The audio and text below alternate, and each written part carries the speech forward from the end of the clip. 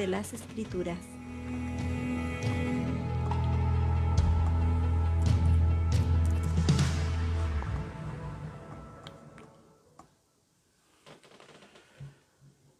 Bien, hermanos, el Señor les bendiga. Un gusto saludarles a cada uno de ustedes. Es un honor poder estar con cada uno de ustedes en este día también. Estamos entonces, hermanos, a la luz de las Escrituras. También estamos en Facebook, hermanos, y con el compromiso más bien, hermanos, de poder compartir una palabra del Señor. Amén. Así que Dios nos ayude. Déjenme arreglar algunas cositas aquí. Eso, que Dios sea con nosotros, con ustedes, con cada uno, hermanos, de los que están padeciendo situaciones delicadas, hermanos. Hay harta gente que está complicada. Así que tenemos que tener más que nunca esa empatía, hermanos, que el Señor nos ayude a poder empatizar con aquellos que están padeciendo. Ya, un abrazo a cada uno de los hermanos que puedan estar con nosotros. Amén. Vamos a ir entonces a la palabra del Señor en forma inmediata, hermanos.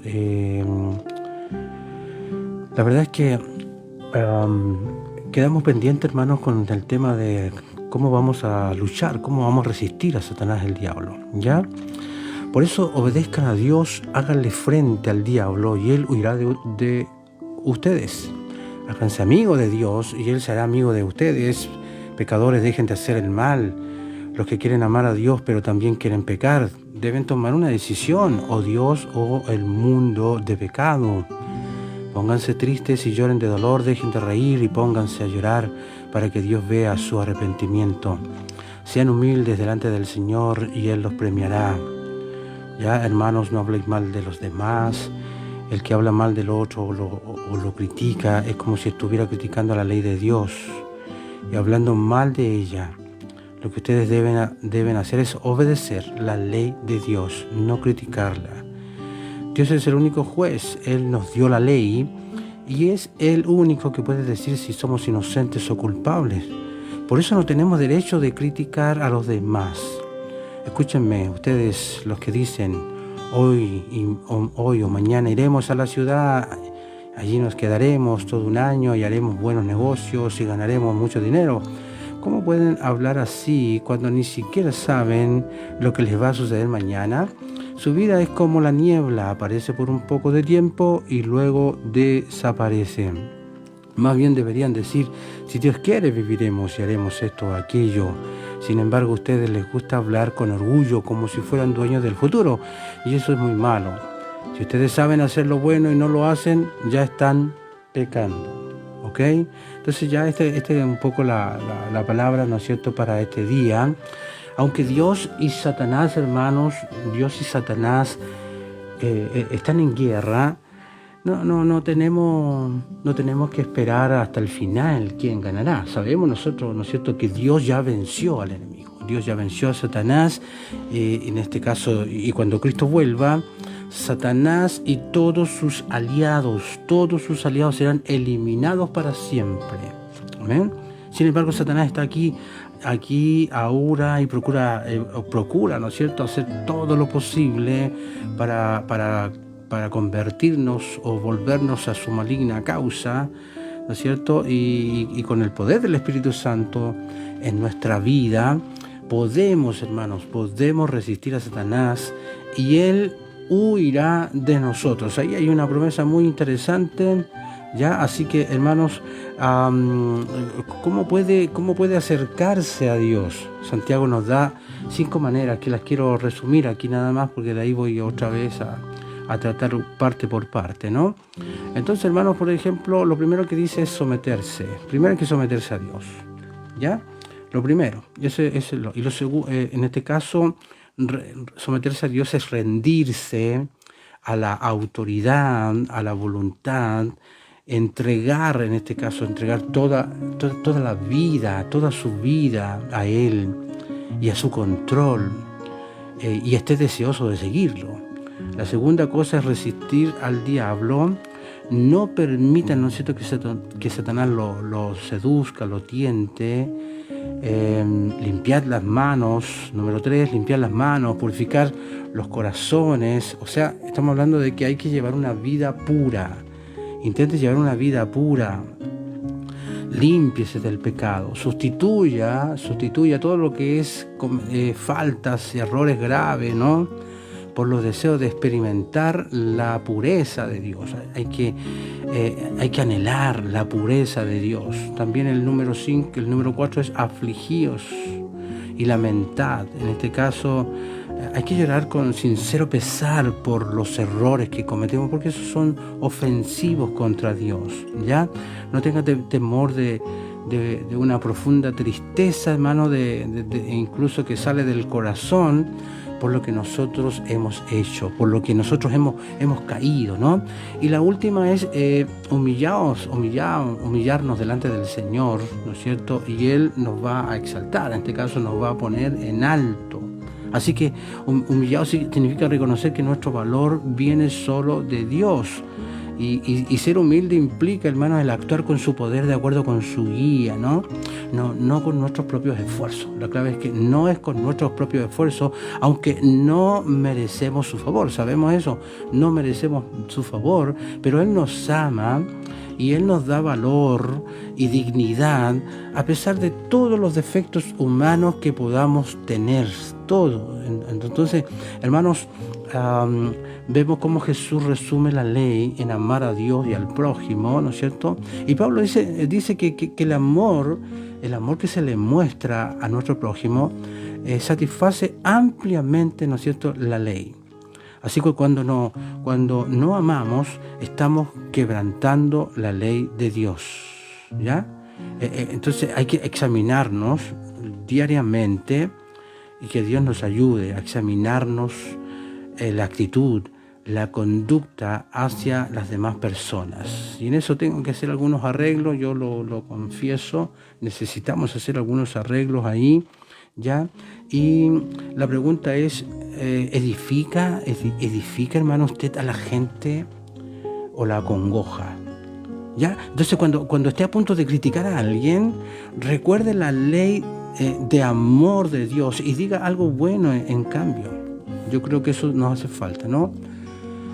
La verdad es que criticar a la gente no hace nada de bien, y yo lamento que más de alguna ocasión lo he hecho, ¿no? Así que, hermanos, que Dios nos ayude en este caso, porque decir algo beneficioso a otros lo que va a hacer es nos va a curar de la tendencia de hallar falta, ¿no es cierto? Porque siempre estamos hallando falta en los demás. Y va a aumentar esa capacidad que necesitamos de obedecer la ley de Dios. Así que es bueno tener metas, hermanos, pero las metas nos pueden decepcionar si dejamos, ¿no es cierto? Nos puede decepcionar si dejamos a Dios fuera de ellas. Así que no vale la pena hacer planes como si Dios no existiera, ya, porque el futuro está en las manos del Señor. Así que ¿qué le gustaría estar haciendo dentro de 10 años? Usted se preguntará, o podríamos preguntarnos, o en un año más, o mañana, o cómo reaccionaríamos si Dios interviniera y modificara todos nuestros planes. Ahora, puede planificar, no hay problema cuando planificamos, por ejemplo, cuando podemos planificar por adelantado, pero no debemos aferrarnos mucho a ese tipo de planes. Entonces, si pone los deseos de Dios en el centro de sus planes, Él nunca va a decepcionarnos. El Señor no decepcionará. Entonces, la verdad es que la vida es relativamente corta. Y por mucho que vivamos, hermanos, no nos engañemos al pensar, hermano, que tenemos mucho tiempo para vivir por Cristo, ¿ya? En este caso para disfrutar con nuestros seres queridos, o para hacer lo que a cada uno de nosotros, ¿no es cierto?, quisiéramos hacer, ¿ya? Entonces, viva para Dios hoy. O sea, la clave es que cada día que amanece, ¿no es cierto?, intentamos vivir para el Señor y para nuestros hermanos y para nuestra gente, ¿cierto? luego sin que importe cuánto dure en su vida, habrá cumplido con el plan que Dios tenía para usted, ¿ya? O sea, puede durar un poco, más o menos, a lo mejor algunos se van a ir antes, y esta cosa sabemos que es así, ¿ya? Pero la idea, ¿no es cierto?, es que usted lo viva el día a día entregado completamente a la obra del Señor, ¿ya? Así que nos inclinamos a veces a pensar, hermanos, a pensar que hacer lo malo es pecado, y eso es la clave, ¿no? Pero Santiago nos dice que pecado es también no hacer lo bueno. Digamos, hay, ¿no es cierto?, ¿cómo se llama este pecado cuando uno cuando lo exime, digamos, cuando algo uno no hace, digamos? También eso tiene que ver con pecado, ¿no? Pecados de omisión se llama eso. Sí, los pecados de omisión. Entonces, es pecado mentir, también es pecado saber la verdad y no decirla, por ejemplo. Esos son pecados de omisión, ¿ya? O es pecado hablar mal de alguien, pero también es pecado despreciarlo cuando sabemos que esa persona necesita nuestra amistad. ¿Te fijas el detalle? Omisión. Hay muchas cuestiones que nosotros pecamos en respecto a eso, porque sabemos, hermano, que está mal, ¿ya? Y lo hacemos igual. Entonces debemos estar dispuestos a ayudar según el Espíritu Santo nos va guiando, ¿ya? Y rendir un servicio a Dios, ¿ya? A hacer actos bondadosos. Yo creo que es muy bueno esto, o a rendir un servicio o a restaurar una relación, ¿cierto? Hay que hacerlo, tenemos que hacerlo, y vamos a experimentar, hermanos. Lo más grandioso de todo es que vamos a experimentar una renovada vitalidad en la fe cristiana. Vamos a renovarnos, vamos a tener esa fortaleza, ¿no es cierto? Así que cuando nuestro hablar es motivado por Satanás, está lleno de celos amargos, de ambición egoísta, preocupaciones y deseos terrenales, ¿ya? Pensamientos, ideas no espirituales, desorden, maldad. Cuando nuestro hablar es motivado por Dios, es absolutamente diferente, es totalmente distinto, ¿ya?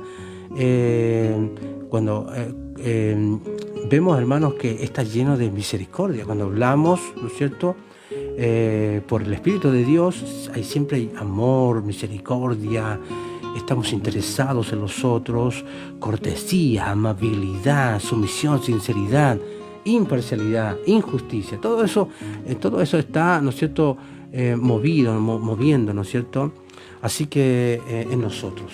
Así que repaso nuevamente entonces, hermanos, para ir a lo que es hacer un análisis un poquito más profundo con relación a estos versículos que hemos visto, ¿ya? Entonces, bueno, si fuera un tirano, ¿no es cierto?, en este caso, el Señor sería valiente a resistirse, ¿ya? Pero como es un Padre amoroso, yo creo que es muy, muy ingrato rebelarse, ¿ya?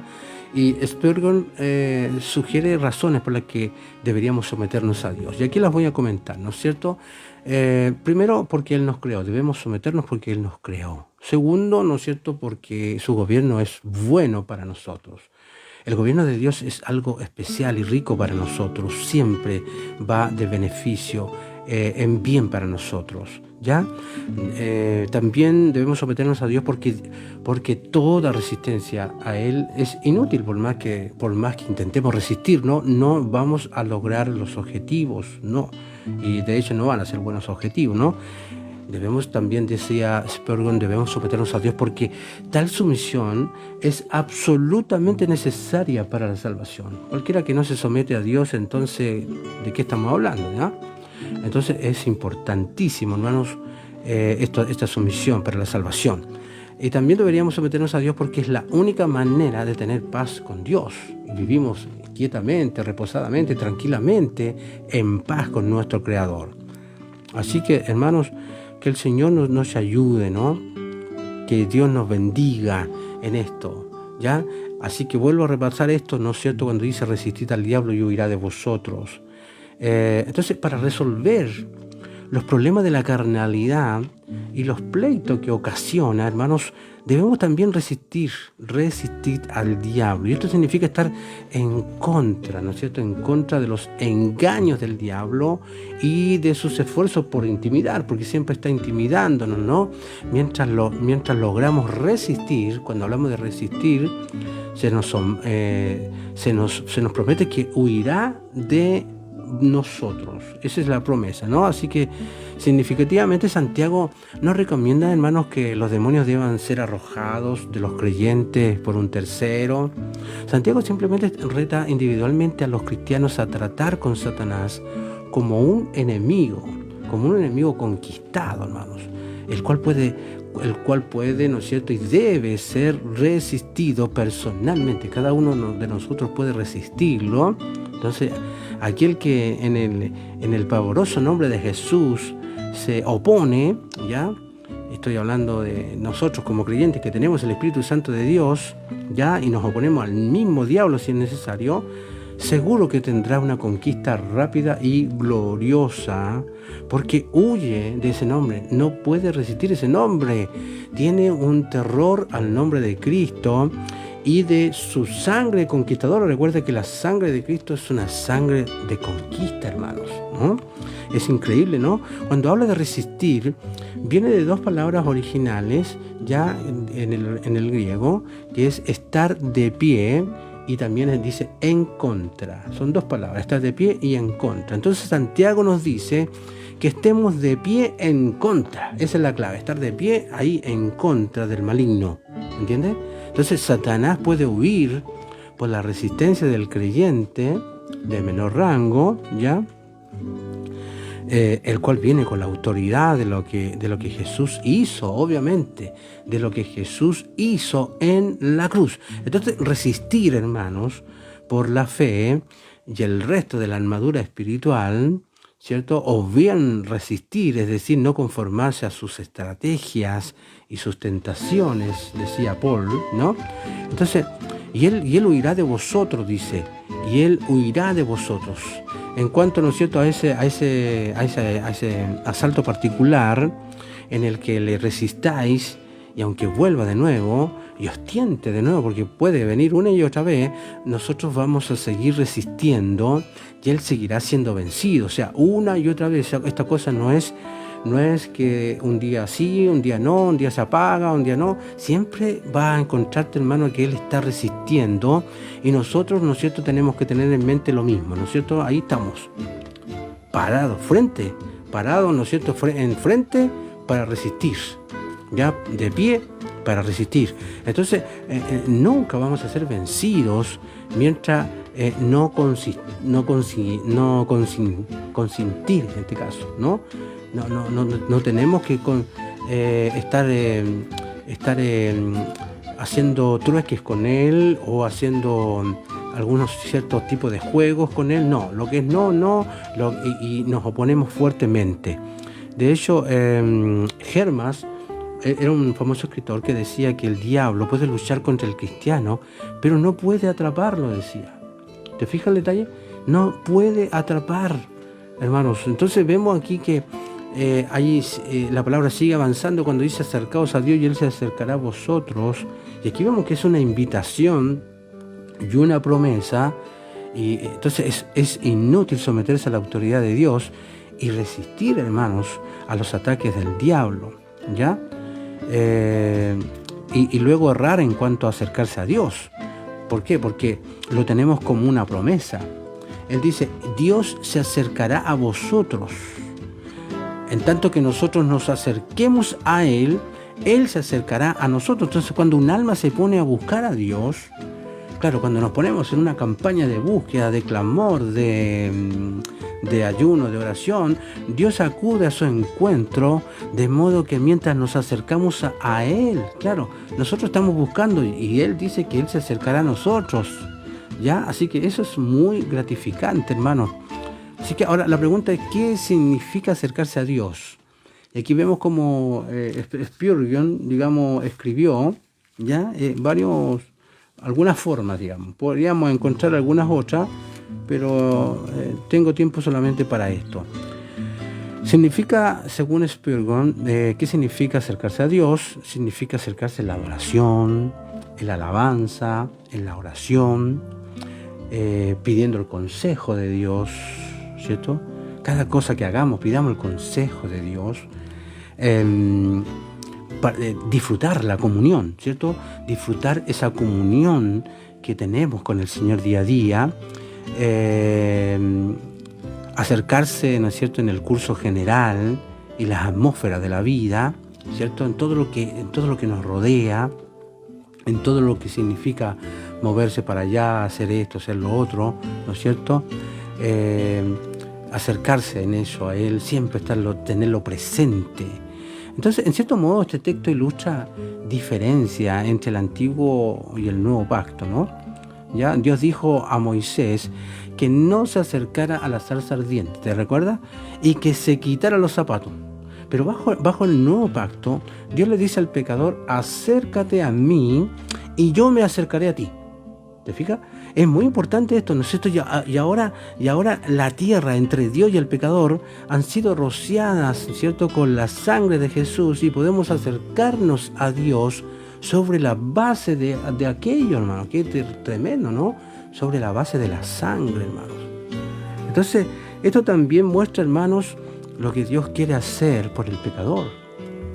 Claro, nos dice: acércate a Dios y te salvará, o acércate a Dios y te perdonará.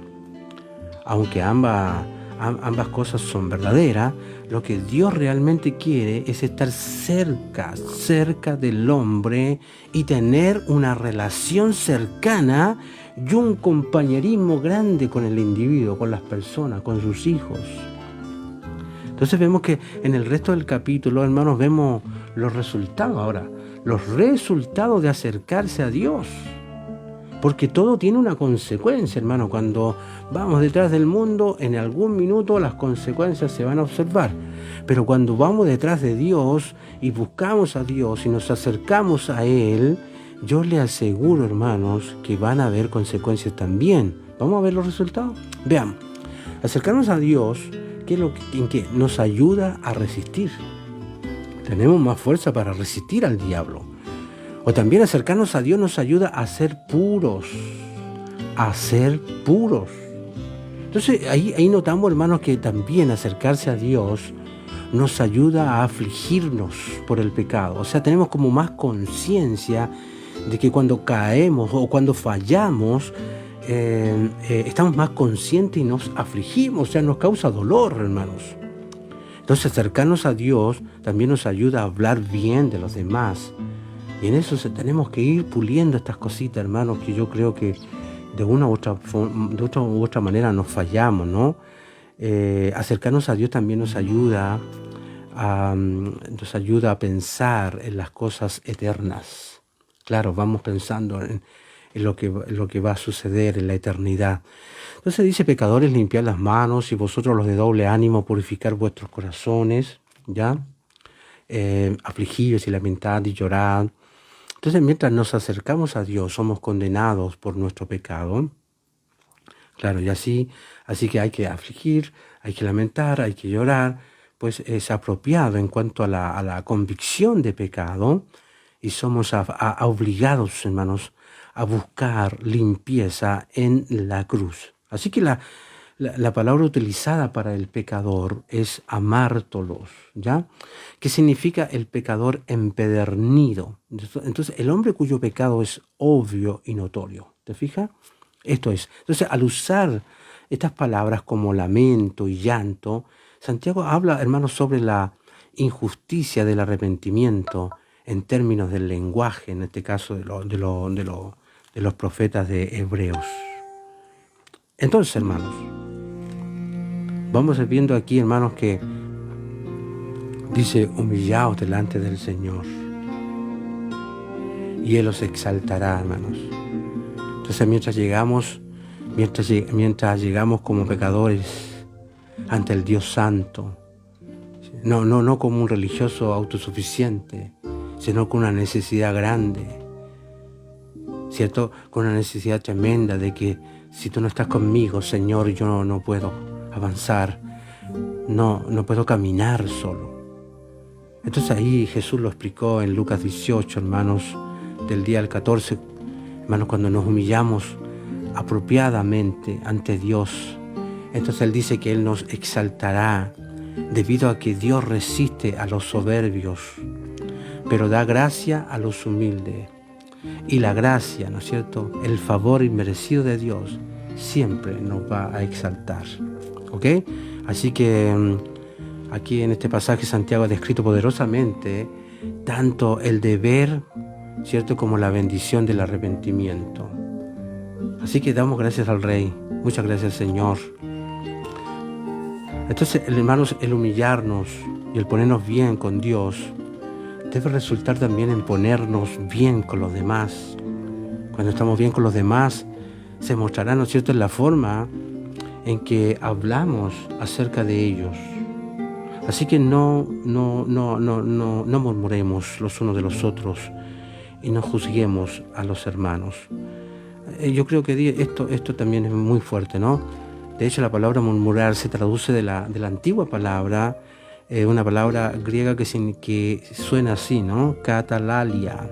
Y katalalia es el pecado, hermanos, de aquellos que se reúnen en las esquinas y se juntan en pequeños grupos y pasan información confidencial que lo que hace es destruir el buen nombre de los que no están allí para defenderse, ¿no? Entonces, este pecado está mal por dos razones.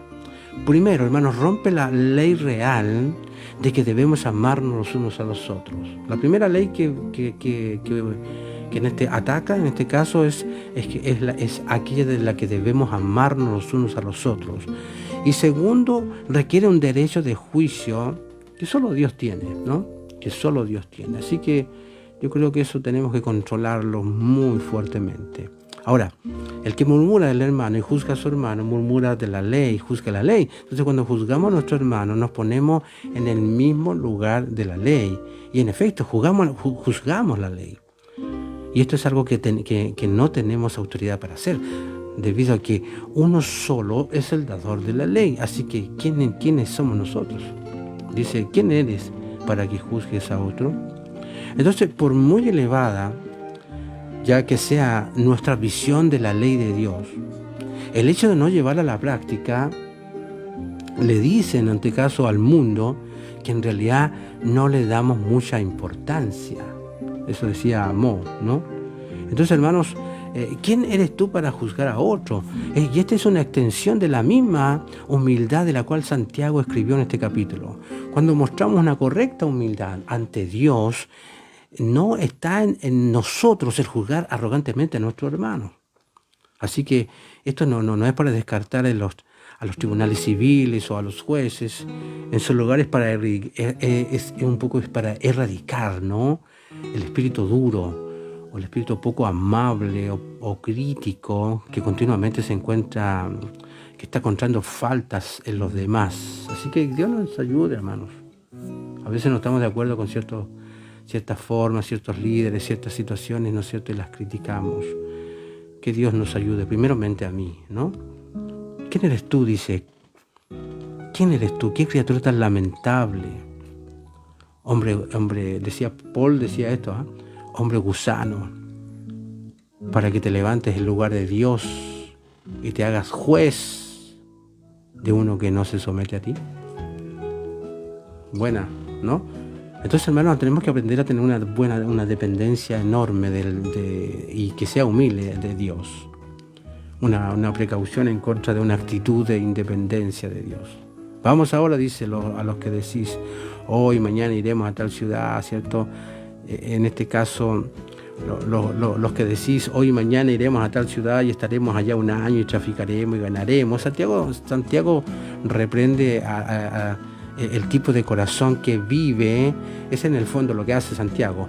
Es el tipo de corazón que vive y hace sus planes aparte de una conciencia constante de que Dios es soberano. Por ejemplo, cuando dejamos afuera al soberano, entonces estamos en serios problemas, hermano.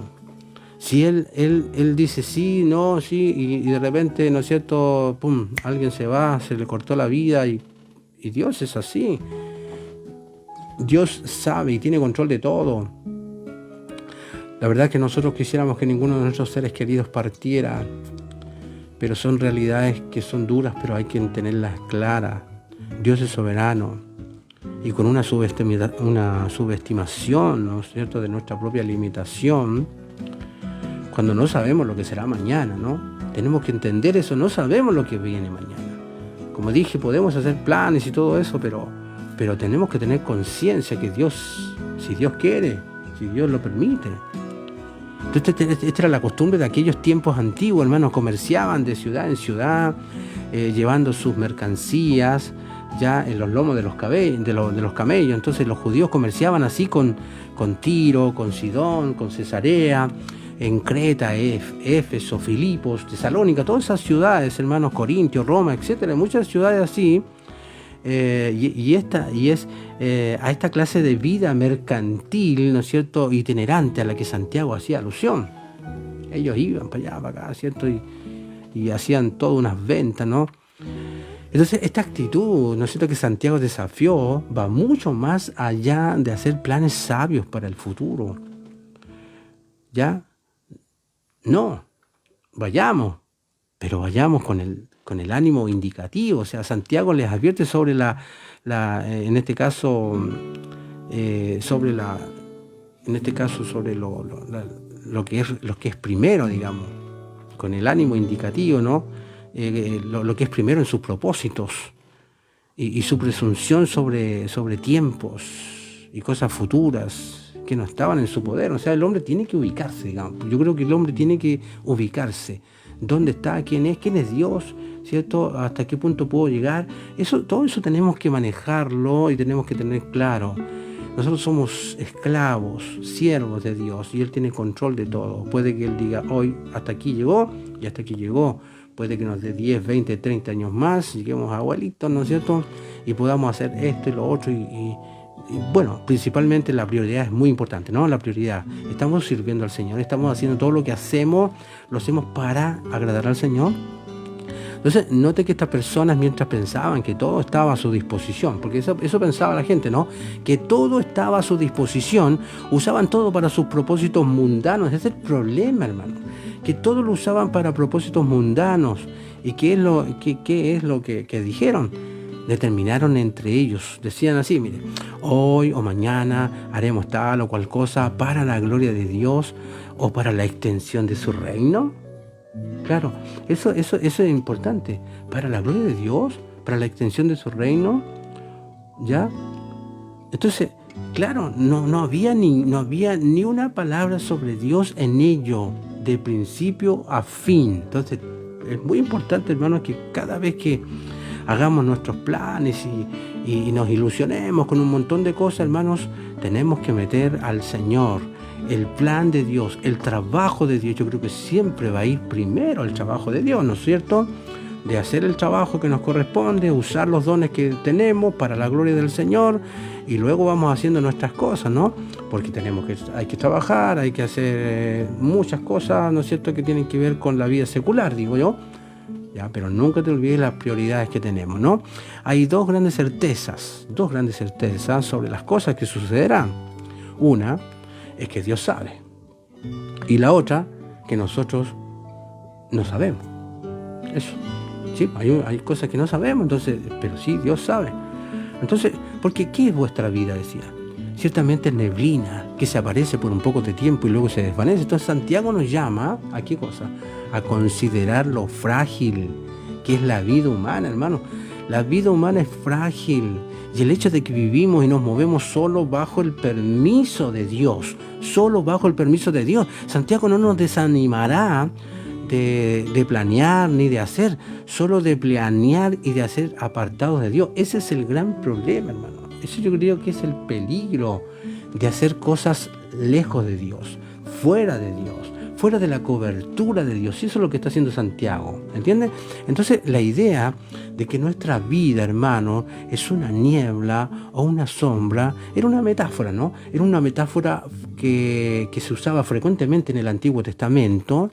Y entonces también podemos recordar la historia de que Jesús contó sobre el hombre rico y que hizo sus grandes planes, ¿no?, para el futuro, y que tontamente lo perdió todo cuando pidieron su alma, porque un día pedirán tu alma, hermano, la mía y la tuya. un día el Señor la demandará, ¿no es cierto? Entonces, quizás pudieron observar fácilmente, hermano, que muchas cosas caen ¿no es cierto? Caen,